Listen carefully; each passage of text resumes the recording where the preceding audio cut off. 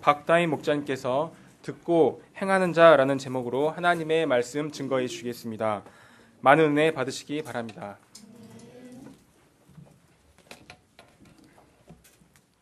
안녕하세요. 5월이네요. 5월은 가정의 달이죠. 옆에 있는 사람에게 한번 사랑해요. 고마워요.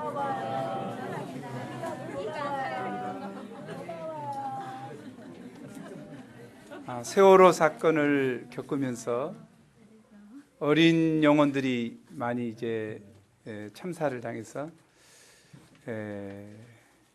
가족들의 사랑이 애틋해진 것 같아요. 살아있는 것만 해도 고맙고 감사하다. 그런데 목자 생활하기 참 어렵죠. 왜냐하면 공부도 잘해야 되고 세상에서 성공도 해야 되고 모든 요구 조건이 많기 때문에 목자의 아들로 살기도 참 어려워요. 신앙생활도 잘해야 되지. 또 공부도 엄청 잘해야 되지. 자녀들의 불만이 뭔지 알겠죠. 또 남편도 마찬가지죠. 신앙생활도 엄청 잘해야 되지. 돈도 잘 벌어와야 되지. 이게 보통이 아닌 것 같아요. 요구하는 마음을 우리가 내려놓고 조금 가정의 달에는 특히 감사하다, 고맙다, 우리 함께해서 너무 아름답다, 이것이 좀 필요할 것 같아요. 우리 좀 다시 한번 그런 마음에서 우리 식구라고 생각하고, 식구라고 생각하고 한번 정말 애틋한 마음으로 한번 해보세요.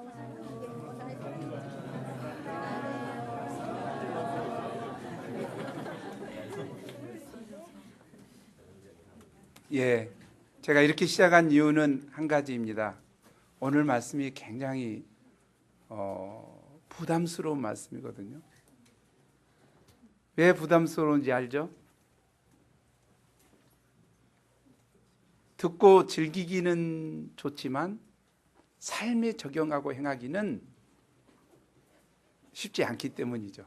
그래서 오늘 말씀은 우리에게 큰 방향이 되는 말씀일 것 같습니다. 우리가 이 말씀을 깊이 영접하면 좋겠습니다. 하나님의 말씀을 들은 사람에게는 항상 두 가지 선택의 길이 놓여 있습니다. 말씀에 순종하고 영생의 길을 갈 것인가, 아니면 말씀을 거역하고 사망의 길을 갈 것인가. 선택의 기로에 서게 되죠. 다른 길은 없습니다. 그래서 신명기서 30장 19, 20절은 말합니다. 우리 함께 읽어보죠. 시작. 내가 생명과 사망과 복과 저주를 너와 내 자손이 살기 위하여 생명을 택하고 내 하나님 여호와를 사랑하고 그의 말씀을 청정하며 또 그를 의지하라.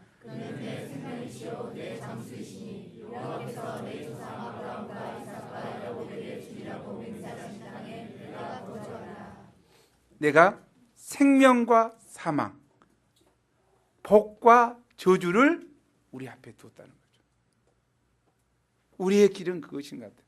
그래서 말씀을 듣고 멈춰버리면 아무 의미가 없지만 말씀을 듣고 순종하면, 따르면, 생명의 길을 가면 생명이 있고 복이 있다는 거죠.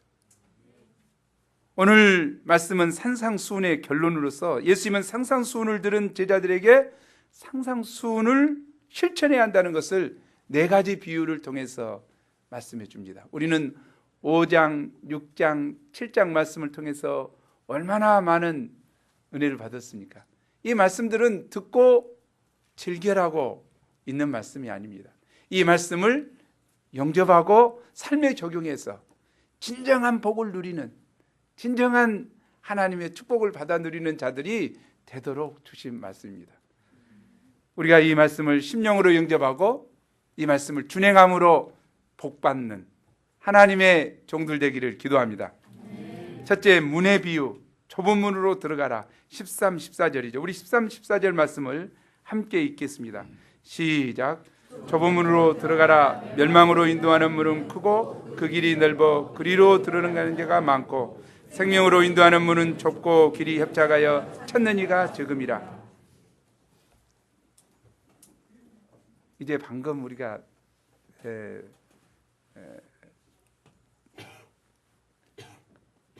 주님 뜻대로 살기로 했네.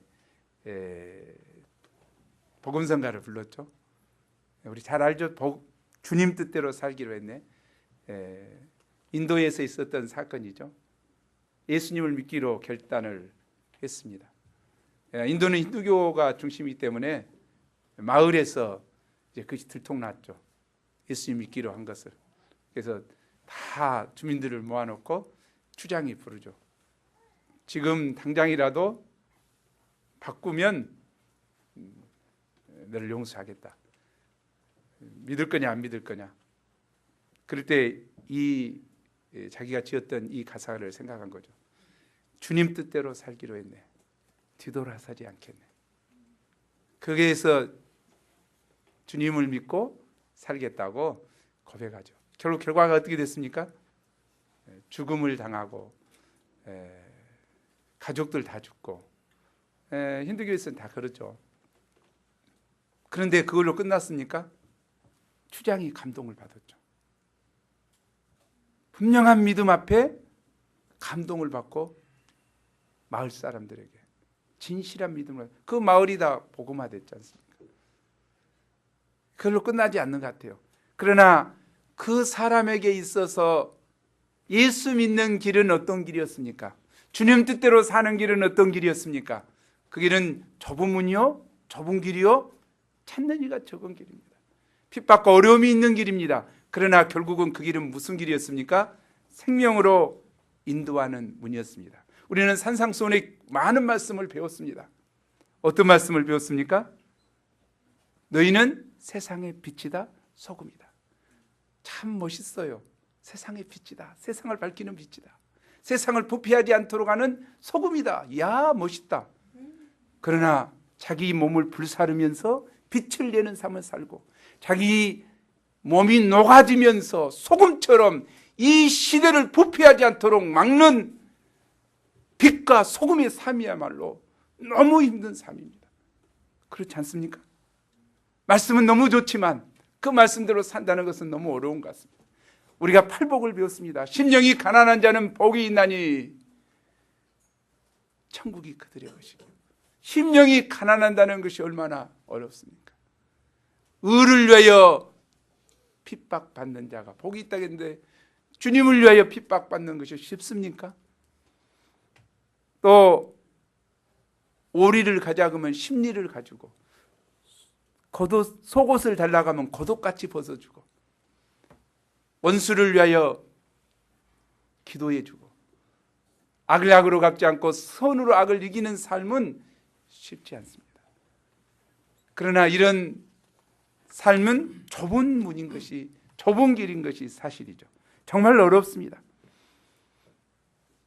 우리의 본성을 거스리는 삶이기 때문에 어렵습니다. 찾는 이가 적기 때문에 애롭습니다. 이처럼 힘들고 어려운데도 구태여 좁은 문으로 들어가야 하는 이유가 무엇입니까? 그 길 끝에는 구원이 기다리고 있기 때문입니다. 아멘. 그 문이 생명으로 인도하는 문이기 때문입니다. 최영독 복음성가에 보면 우리가 걷는 이 길이 나오죠. 한번 불어보겠습니다. 시작.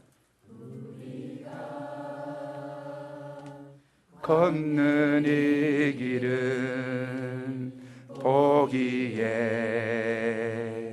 좁고 험하며 찾는 매우 적어서 외롭지만 이 길 끝에는 우리 주님이 계셔 우리들 품에 안아주시리. 세상 사람들 우리들을 보며 어리석다고 조롱하지만 이 길을 가는 자마다 영원히 주와 살리라. 이 노래처럼 이 길 끝에는 좁은 길, 좁은 문이지만 이 길 끝에는 우리 주님이 계셔 우리를 그 품에 안아주시리. 아멘. 이 길을 가는 자마다 영원히 주와 함께 살리라. 끝이 중요합니다. 결과가 중요합니다. 처음에 들어가기 어렵고 그 길이 협착하여 찾는 사람이 별로 없지만 그 길 끝에 생명이 있습니다. 영생이 기다리고 있습니다. 이를 생각할 때 좀 힘들고 어렵지만 외롭지만 끝까지 이 생명의 길을 갈 수 있습니다. 반면에 넓은 문은 어떻습니까? 문이 크고 길이 넓어서 걸어가기가 쉽습니다. 편합니다. 함께 가는 사람이 많아서 즐겁습니다. 재미있는 볼거리, 맛있는 먹거리, 화끈한 놀거리들이 많습니다. 요즘 세상에 즐길만한 것이 얼마나 많습니까? 옛날에는 채널도 TV 채널 3개밖에 없었어요. 막 싸우죠. 그러나 지금은 어쩌습니까? 헤아릴 수 없는 많은 100몇 번까지. 돈만 좀 더 주면 그냥 엄청 많아요. 인터넷 사이트들은 어떻습니까? 블로그가 한없이 들어갈 수 있어요. 밤늦게까지 헛짓거리 아니라고. 또 사람들이 먹고 살만하니까 각종 유흥업소들이 우유 죽순처럼 생겨납니다. 새벽까지 불야성을 이룹니다. 주일예배 못 온 사람들이 많죠. 주일예배 오는 사람들은 정말 좁은 길을 오는 사람이에요.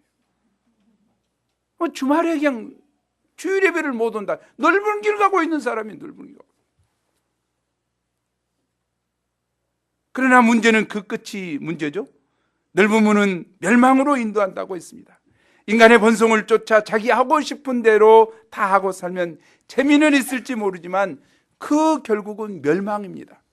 그 열매는 제 열매요 영원한 파멸입니다. 사람들은 인생의 결국을 생각하지 않고 그때그때 편리하게 살아갑니다.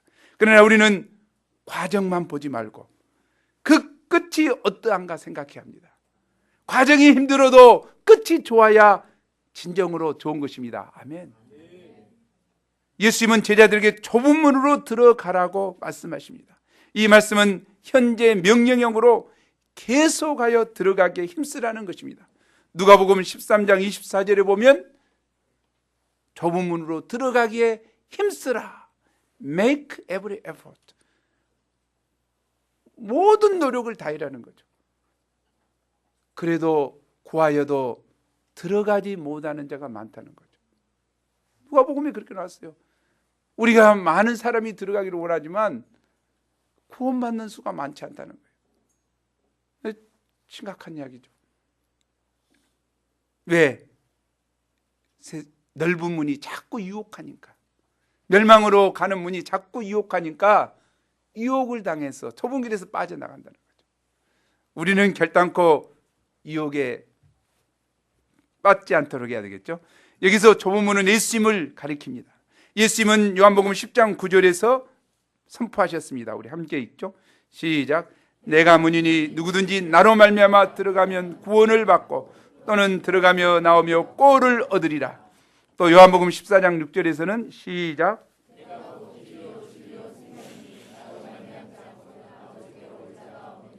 네, 내가 곧 길이요 진리요 생명이니 나로 말미암지 않고는, 예수님으로 말미암지 않고는 아버지께로 올 자가 없다. 뭔 소리? 아니 서울 가는데 길이 많은데 뭔 소리 하고 있어? 꼭 서해안으로만 가야 돼. 중부고속도로만 꼭 타야 돼. 안 타면 어때? 이렇게 하기 쉽죠. 길이 많아졌으니까. 이런 시대에 성경은 분명히 말씀하십니다. 천국에 가려는 길은 내가 곧 길이요 진리요 생명이니 나로 말미암지는 아버지께로 올 자가 없다. 예수님으로 말미암지 않고는 천국에 이룰 수가 없다. 좁은 좁은 문이에요. 좁은 문이라고 알면서 가기가 쉽지 않아요. 예수님만이 구주인 것을 믿고 가기가 쉽지 않아요. 왜? 넓게 도덕을 주장하고 자기 생각을 주장하기 때문이죠. 이를 볼 때 좁은 문은 예수님을 유일한 구주로 믿고 살아가는 구원의 문이요, 진리의 문이요, 생명의 길입니다. 사실 좁은 길은 예수님께서 먼저 가신 길입니다. 예수님도 좁은 길을 가셨죠. 하늘 보좌를 버리시고 이 땅까지 낮아지셨을 뿐만 아니라 이 땅에 오셨어도 선을 행하시고 구원을 이루시고 결국은 십자가 지시고 우리의 죄 때문에 십자가 지시고 못 박혀 죽으시고 죽으시니 삶 안에 부활하사 부활의 주요 생명의 주가 되셨습니다. 예수님이 가신 십자가의 길, 고난의 길은 좁은 길입니다. 아무나 갈 수 없는 길입니다. 그리고 예수님은 부활하사 만왕의 왕, 만주의 주가 되시고 다시 제자들에게 말씀하셨습니다. 우리 예수님의 명령을 들어보죠. 시작.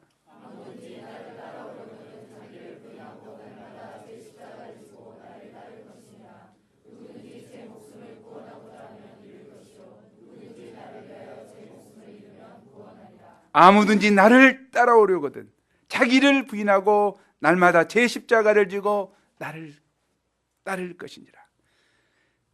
예수님은 많은 사람들을 끌어들이기 위해서 무조건 문을 넓히지 않으셨습니다. 생명의 복음을 싸구려 짝퉁 복음으로 변질시키지 않으셨습니다. 생명으로 인도하는 문은 좁다, 힘들다, 외롭다 분명히 하셨어요.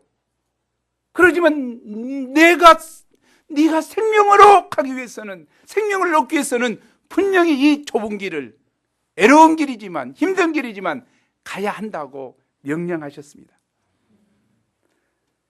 사실 우리가 믿음으로 좁은 길을 가고 있지만 인간의 본성으로서는 이 길을 싫어합니다. 이 길은 하나님의 은혜로 성령의 도우심을 통해서만 갈 수 있습니다.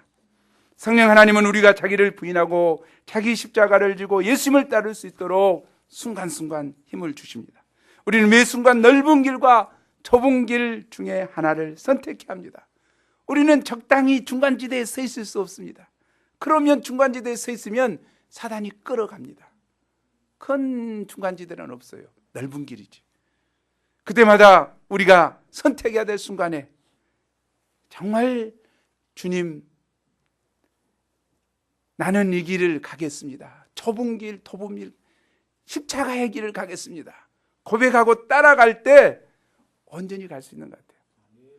우리의 가는 길이 비록 힘듭니까? 그러나 생명으로 인도하는 길입니다. 생명으로 인도합니다, 우리를. 힘드냐, 힘들지 않느냐, 그 문제가 아니에요. 그 길 끝이 어딘가가 중요하죠. 그러죠?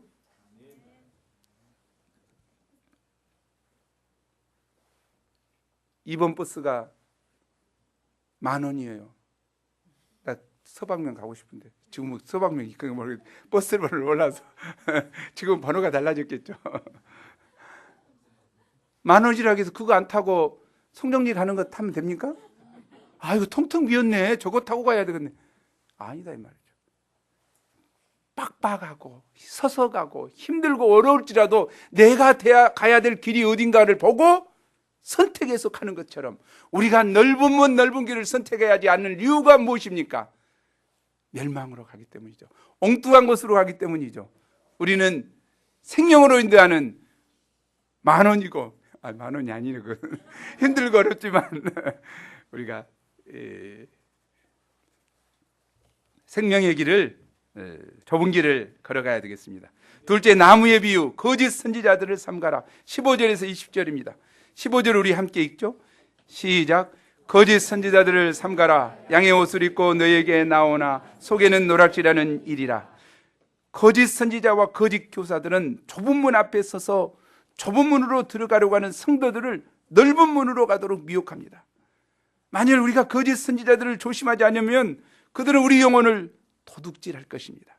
거짓 선지자의 정체가 무엇입니까? 거짓 선지자는 양의 옷을 입고 우리를 찾아옵니다. 양의 옷은 당시 목자가 입었던 옷입니다. 거짓 선지자는 자신을 선한 목자의 모습으로 위장하고 찾아옵니다.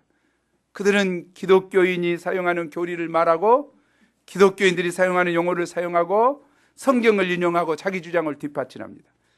그래서 거짓 선지자를 분별하기가 어렵죠.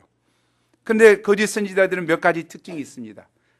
첫째로 거짓 선지자는 하나님의 말씀이 아닌 사람의 말을 전하는 사람입니다. 그냥 자기 사상과 이것을 더 주장해요. 에레미야 선지자는 그들에 대해서 이야기했죠. 함께 읽어보죠. 에레미야서 23장 16절 시작. 너희에게 예언하는 선지자들의 말을 듣지 말라. 그들은 너희에게 헛된 것을 가르치나니 그들이 말한 묵시는 자기 마음으로 말미암은 것이요 여호와의 입에서 나온 것이 아니니라. 자기 생각, 자기 사상을 여호와의 말씀을 믹스해 가지고 가르치죠. 오늘날도 많은 사람들이 성경 말씀이 아닌 사람의 생각이나 사상을 전하고 있습니다. 우리 주위를 맴돌고 있는 이단들이 그거죠. 신천지 이만희, 통일교 문성명이, 안산홍 진흥이 또 참 웃겨요. 안산홍이 영원히 살겠다 했는데 죽었거든요. 그럼 끝나야 되는데 영원히 안 살았으니까 끝나야 되는데 뭐요? 이제 어머니 부인을 이제 어머니를 해가지고 거기 섬기죠. 웃겨버려요. JMS 정명석 등 성경을 자기 뜻에 맞게 억지로 뜯어 맞추어 해석하고 가르칩니다. 이것이 이제 거짓 선지자죠. 둘째로 거짓 선지자는 거짓 평화를 외칩니다. 에레미야서 8장 11절 우리 함께 읽어보죠. 시작. 그들이 딸 내 백성의 상처를 가볍게 여기며 말하기를 평강하다 평강하다 하나 평강이 없도다. 우리가 평화롭게 되려면 먼저 하나님과 화목해져야 합니다. 그리고 하나님과 화목해지려면 철저한 회개와 헌신이 필요합니다. 참 선지자는 철저한 회개와 헌신을 통해서 사람들의 영혼을 근본적으로 치료해 줍니다. 하나님과 관계를 회복시켜 줍니다. 그런데 이런 일은 고통스럽고 힘든 과정을 수반하죠. 그러나 거짓 선지자들은 철저한 회개를 요구하지 않습니다. 마치 돌팔이 의사들이 적당히 발라주고 그냥 안에 썩어 있는데 싸매주고 하는 것하고 똑같아요. 정말 명의인 우리 김병철 목사 같은 경우는 골반에 있는 것 상처를 쫙 떼고 아픕니다. 쫙 하고 고름을 짜내고 이거 아픔 있죠.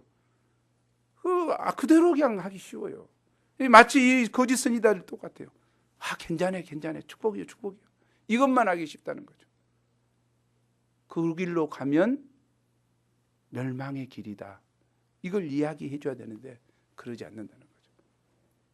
셋째로 거짓 교사의 가르침은 항상 불완전합니다. 이단들은 전체를 가르치지 않고 자기에게 유리한 일부분만 크게 강조해서 가르쳐요.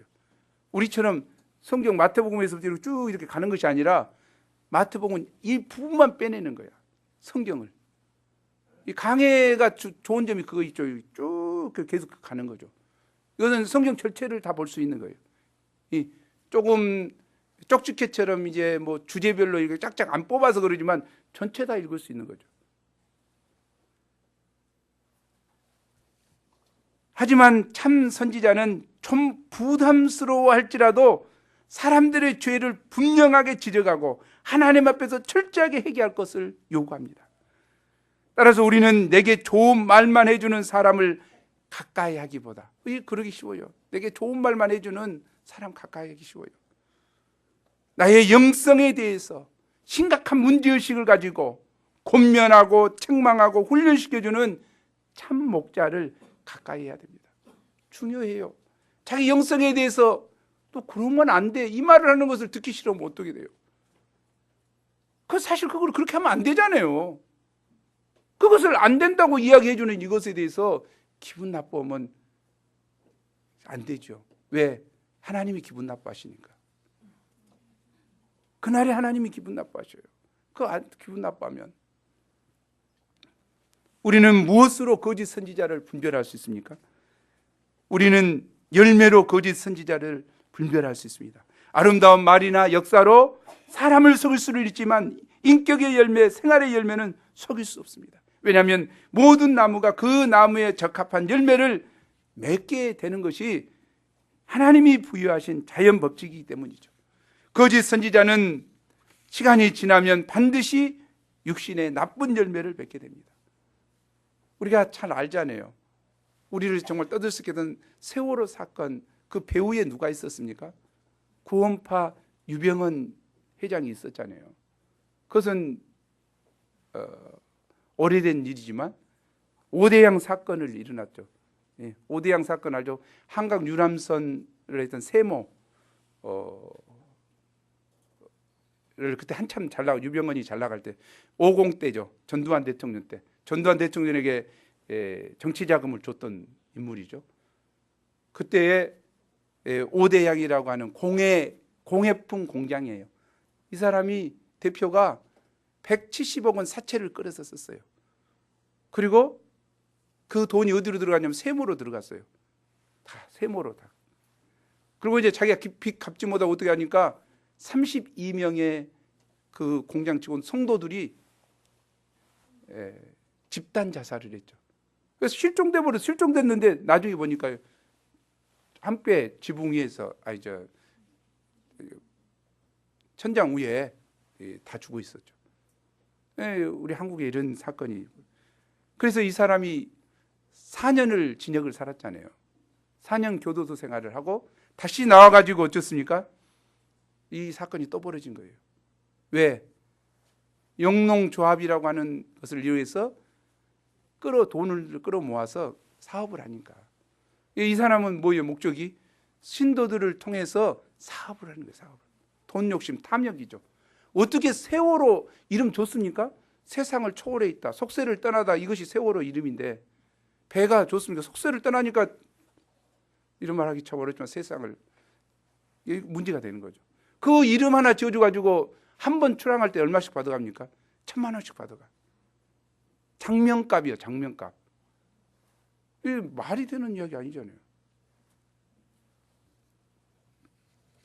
이 열매를 오대양 사건 때 열매를 알았어야죠. 그러잖아요. 예? 교회들이 이단들이 좀 그렇게 하고 있죠.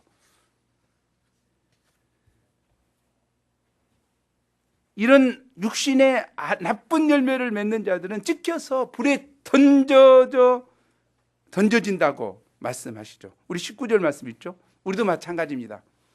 아름다운 열매를 맺지 않는 나무는 우리 함께 있죠. 시작. 아름다운 열매를 맺지 아니하는 나무마다 찍혀 불에 던져지느니라. 우리는 믿음으로 살 때 적당히 채와 타협하면서 살아서는 안 됩니다.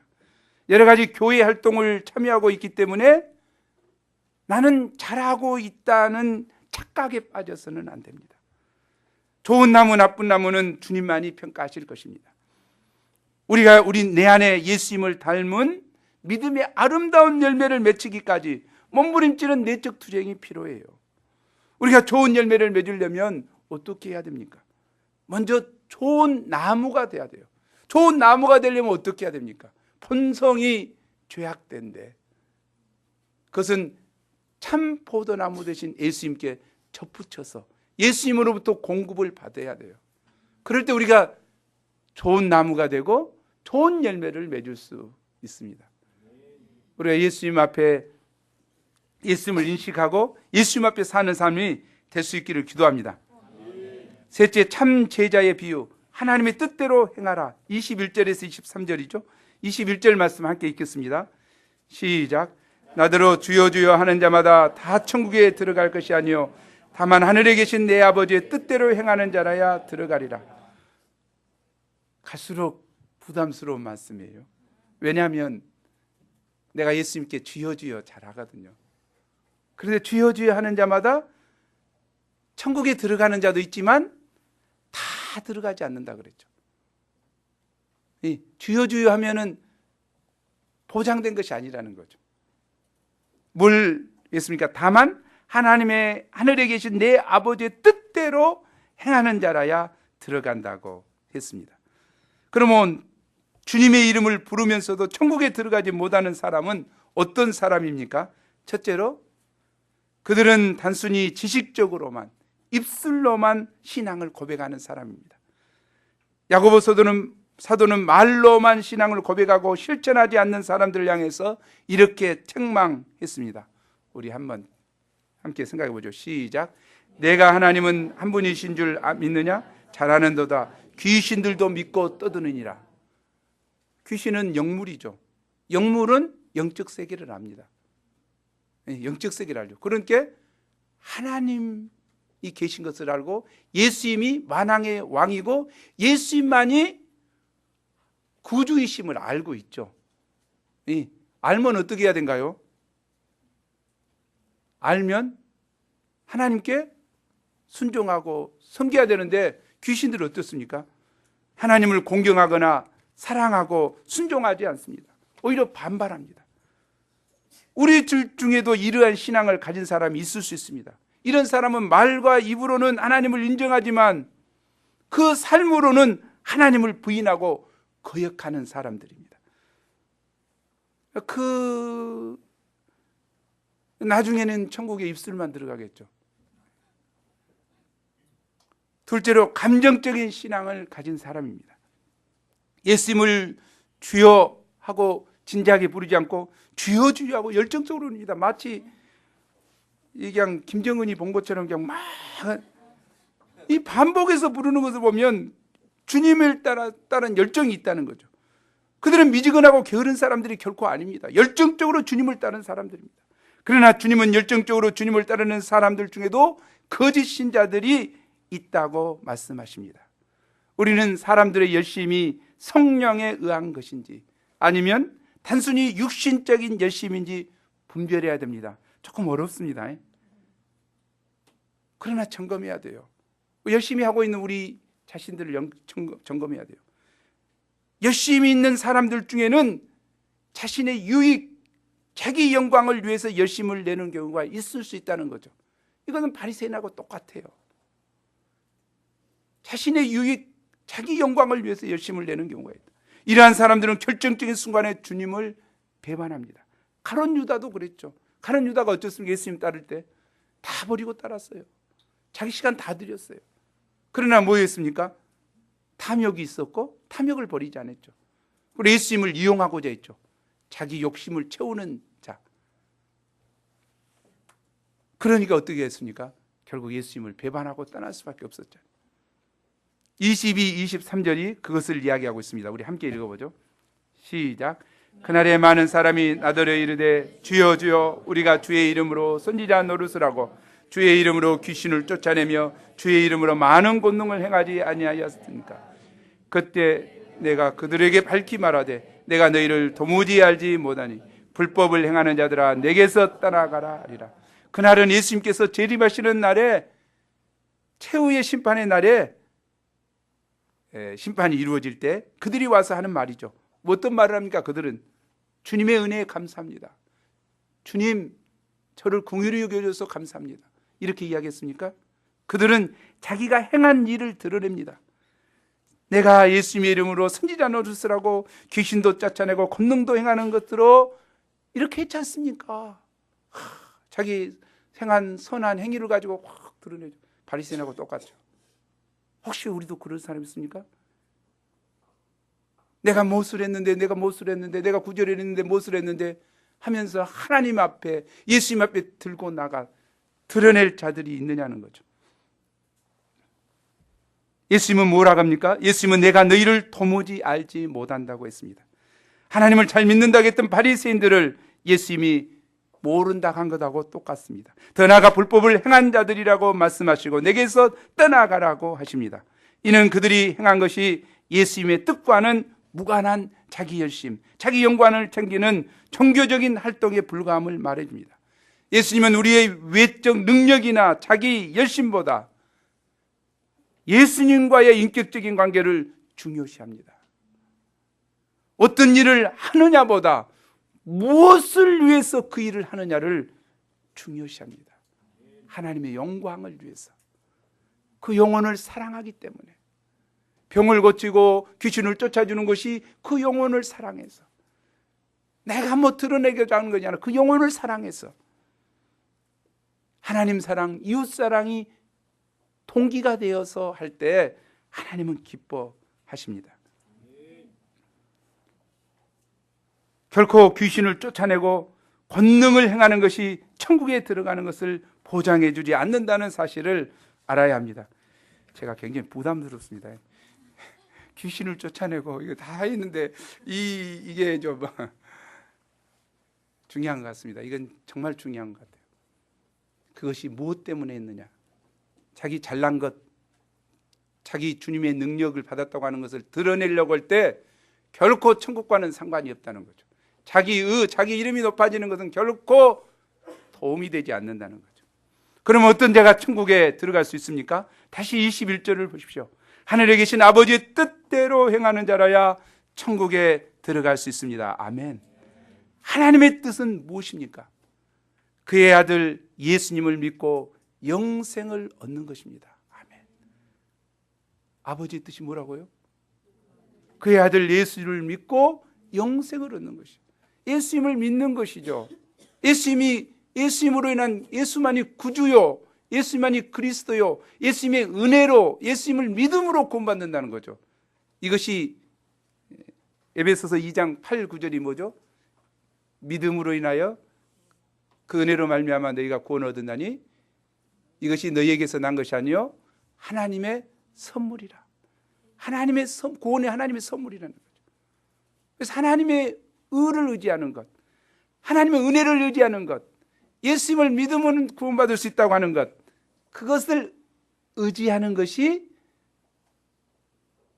믿음이고 그것의 은혜에 의지하여 살아가는 삶이 또 은혜에 의지해서 하나님 역사를 섬기는 것이 하나님께 감사하며 섬기는 것이 우리에게 진정한 열매가 된다는 거죠. 우리를 드러내기 위해서 폼되기 위해서 하는 것이 아니다. 결국 주님이 보시는 것은 외식하는 주여 하는 말의 신앙이나 기적을 행하는 능력 신앙이 아닙니다. 하나님의 뜻대로 하나님의 영광을 위해 행하는 행함의 신앙을 보십니다. 아멘. 넷째, 건축가의 비유, 말씀을 듣고 행하라. 24절에서 29절이죠. 24, 25절을 함께 읽겠습니다. 시작. 그러므로 누구든지 나의 이 말을 듣고 행하는 자는 그 집을 반석 위에 지은 지혜로운 사람 같으리니 비가 내리고 창수가 나고 바람이 불어 그 집에 부딪히되 무너지지 아니하나니 이는 주초를 반석에 놓은 까닭이요. 결론적으로 말씀하신 것 같아요. 예수님은 말씀을 듣고 신명기서 말씀처럼 말씀을 듣고 행하는 자와 말씀을 듣고 또 행하지 않는 자, 이 두 가지로 하는 거죠. 말씀을 듣고 행하는 자는 반석 위에 집을 지은 것 같은 반석에 지혜로운 자고, 모래 위에 지은 자 쉽게 지을 수 있지만 이것은 어리석은 자다. 반석 위에 집을 짓는다는 것은 어떻습니까? 반석을 발견할 때까지 땅을 파야 되고 공력을 들여야 되고 힘들고, 이거 힘든 과정이죠. 그런 과정을 거쳐서 반석 위에 집을 짓는 사람, 그러나 그냥 모래 파가지고 그냥 모래 있다 해버리는, 모래성 쌓는, 이것은 어쩌면 물 한 번만 와버리면 상 무너지는 삶이라고 하죠. 우리가 신앙생활을 어떻게 해야 되겠습니까? 반석은 누구십니까? 반석은 바로 예수 그리스도요, 그의 가르침입니다. 우리 인생의 집을 짓을 때 예수님을 위해, 예수님의 가르침 위에 우리가 세워야 되겠죠. 그리고 이 땅을 파서 반석을 찾아내고 그 위에 단계 짓듯이 우리가 한 말씀을 들을 때마다 그 말씀에 내게 걸리는 문제가 없는가 진지하게 고민하고 회개하고 결단하고 투쟁하고, 시간이 걸리지만 한 중요하죠. 오늘 아침 우리 동익자가 새벽기도 참석하고 나서 굉장히 은혜를 많이 받고 왔어요. 일용할 양식 소감 깊이 쓰고 그 통화 통해서 참 은혜를 많이 받았다. 뭐 눈에 보이지 않는 것 같지만 일용 양식 말씀을 깊이 했으면서 자기를 돌아보고 회개하고 그 말씀에 의해서 뿌리를 내리는 거. 어쩔 때는 부끄러운 것도 이게 드러내잖아요. 내가 욕심이, 돈에 욕심이 많은데 하나님을 경외하는 것이 더 중요한데 왜 이렇게 드러내잖아요. 제가 감사를 많이 드렸어요. 그런 자들은 보이지 않아요. 그러나 그 말씀의 기초 위에 일용할 양식 통해서 매일 조금씩 이렇게 뿌리를 내리고 집을 지어가는 것이죠. 또 주일소감도 마찬가지. 주일소감도에서 매일 이렇게 써가는 것이죠. 아무것도 아닌 것 같지만 뭐 안 하는 것 같은데 그러나 그것에 반석 위에 하나씩 집을 지어가는 중요한 거죠. 어떤 사람, 왜 우리가 유혹에 빠기 쉽습니까? 왜 우리가 모래 위에 집을 질 사람 아무도 없어요. 그러나 왜 우리가 모래 위에 집을 짓게 됩니까? 우리 한국 사람이 특히 왜 그렇습니까? 성과를 빨리 내고자 하니까. 그래서 요란껏 빨리 해가지고 겉모양만 번들하게 짓는 것이죠. 그것이 무엇입니까? 세월호 사건이고, 그것이 무엇입니까? 경주 코롱 리조트 사건 아닙니까? 세월호 우리가 이야기 안 하려고 했는데 이야기해보면 너무 잘 아는 것이니까 3층짜리 것을 4층으로 올렸단 말이에요. 사람도 많이 돈 벌기 위해서. 그러면 무게중심이 어떻게 됩니까? 우으로 올라가죠. 묵으로 올라가면 어떻게 해야 됩니까? 물을 많이 넣어야 돼요. 무게중심을 잡기 위해서. 배가 물을 싣고 다니는지 알고 있습니까? 알죠? 네. 몰랐어요? 배가 물을 싣고 다녀요. 그래서 무게중심을 딱 잡거든요. 그런데 이 세월호는 짐을 많이 싣기 위해서 물을 많이 빼버렸어요. 물을 빼버리면 어떻게 되는지 알죠? 흔들거리는 거죠. 무게중심이 올라가 버리니까 흔들거리는 거예요. 떠야 돼요. 그리고 짐을 많이 실었어요. 이게 문제가 되죠. 그러니까 돈은 많이 벌지 모르지만 무게중심이 당연히 사고가 예상되는 것이죠. 우선 이게 또 선원들도 매뉴얼대로 해야 되는데, 그죠? 매뉴얼 교육을 계속 안 했다는 거죠. 매뉴얼 교육해가지고 이 사고가 나면 이렇게 해야 된다. 교육비에 계속 투자를 해야 되는데 그런 거 투자를 하지 않으니까 당연히 그런 문제가 일어난 것 같아요. 우리도 마찬가지죠. 우리 인생의 집을 어디다 지어야 되느냐? 중요한 것 같습니다. 보이지 않는 기초, 보이지 않는 것에는 우리는 투자하지 않기 쉬워요. 그것은 의미 없다고 생각해요.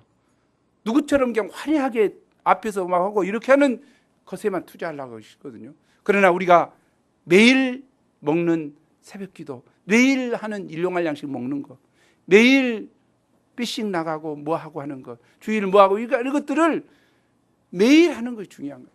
그건 눈에 보이지 않죠. 열매가 없는 것 같이 보이죠. 그러나 문제는 무엇입니까? 오늘 말씀처럼 결정적인 순간이죠. 바람이 불고 비가 내리고 창수가 나면, 홍수가 나면 그때 이제 드러나는 거죠. 모래 위에 지었던 집들은 다 무너지고, 그동안 신앙생활을 해왔던 내가 20년 했는데 이거 뭐냐 하고 가는 사람이 있어요. 왜 가? 환난의 날에 누가 필요하냐고. 환난의 날에 누가 필요해? 그 혼자 예수님이 필요하잖아. 환난의 날에 하나님이 필요하잖아. 믿음에 더욱 굳게 서야 하잖아. 그런데 왜 20, 30년 했는데 떠나냐고. 왜 그러냐고.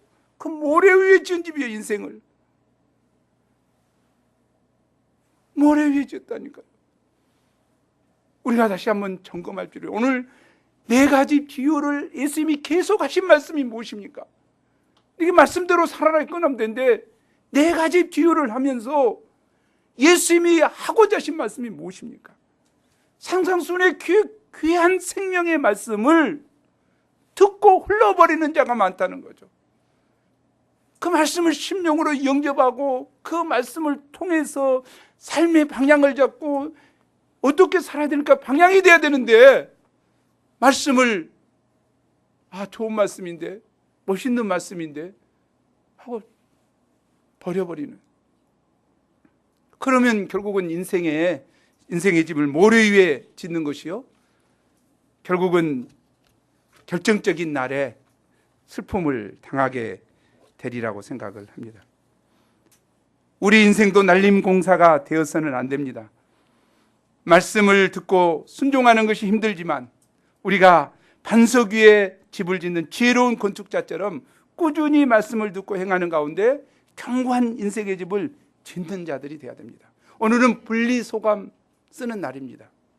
굉장히 기대를 해요. 오늘 말씀이 굉장히 의리로운데 우리 주니어들이 특히 한 사람도 가지 않고 말씀에 순종하고자 묵상하리라고 저는 믿어요.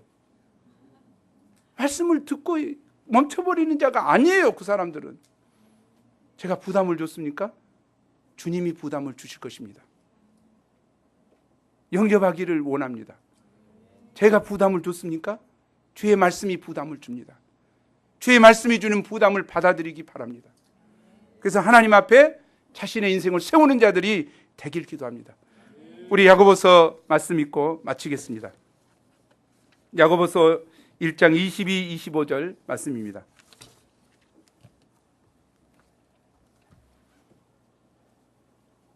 네. 시작.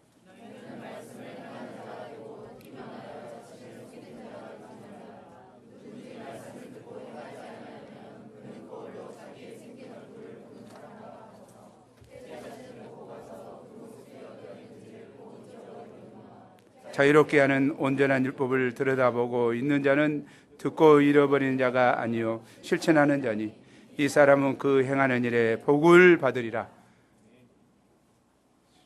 기도합시다. 하나님 아버지, 하나님께서 귀한 생명의 말씀을 주셔서 감사합니다. 상상순의 말씀과 예수님의 말씀은 주옥 같은 말씀이요 정말 삶의 진리인 것을 깨닫습니다. 하지만 저희가 좋은 말씀이구나 생각하고 은혜 받고 멈춰버린다면 내게 아무 유익이 없음을 봅니다. 말씀을 듣고 행하는 자가 지혜로운 자인 것을 깨닫고 영접합니다. 눈에 결코 보이지 않지만 참 반석 위에 집을 짓는 자처럼 반석을 발견할 때까지 참 말씀을 깊이 묵상하고 심령에 새기고 또 기도하고 적용하여 삶의 열매를 맺는 저희가 될 수 있도록 도와주시옵소서. 이 길이 좁은 문이요 좁은 길인데 애롭고 힘들고 어려울지라도 이 생명의 길을 끝까지 가는 자들이 되게 도와주십시오. 들어가기를 구하는 자는 많으나 들어가는 자가 적다 하신 주의 경고의 음성을 심령에 영접하게 도와 주옵소서. 감사합니다. 예수 이름으로 기도합니다. 모두 일어나서 찬송 204장 함께